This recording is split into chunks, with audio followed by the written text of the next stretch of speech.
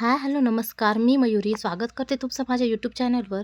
तर आज महाशिवरात्रीची सुरुवात माझी तरी काहीशी वेगळीच होती. माझ्या पिल्लूने रात्रभर आम्हाला काही झोपू दिलं नाही, कारण त्याची तब्येत बरी नव्हती. त्यामुळे त्याला घेऊन किचनमध्ये स्वयंपाक केला. त्याला कसं तरी शांत केलं. त्यात माझ्या पिल्लूची गडबडही चालू होती. मग काय, सकाळीच उठल्या-उठल्या पहिले काम केले होते ते म्हणजे हॉस्पिटलमध्ये त्याचा नंबर लावला व 11 वाजता डॉक्टरांची अपॉइंटमेंट घेतली. त्यामुळे मी माझी तयारी केली व लागेल तसे घरातलेही थोडेसे काम पटपट आवरले.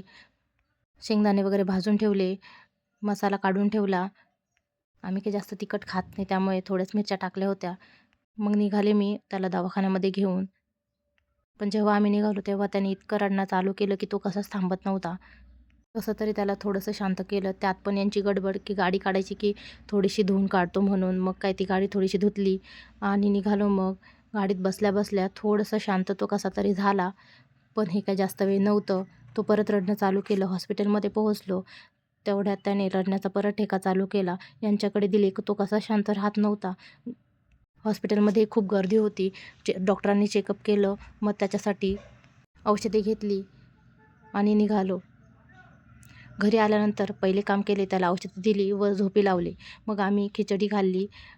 तेवढ्यात तो उठला. परत त्याला वाफ वगैरे दिली. तो माझ्याच्याने काही ऐकत नव्हता. मग यांचाही मदत घेतली आणि संध्याकाळी आजीला बोलावून घेतले. मग आजीचं काम चालू होतं त्याला ओव्यानं शेकवणं.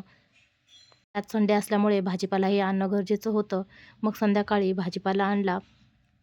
तो असा फ्रेश ताजा-तवाना भेटला आणि त्यात संध्याकाळची शेवट मात्र पाहुण्यांपासून झाली.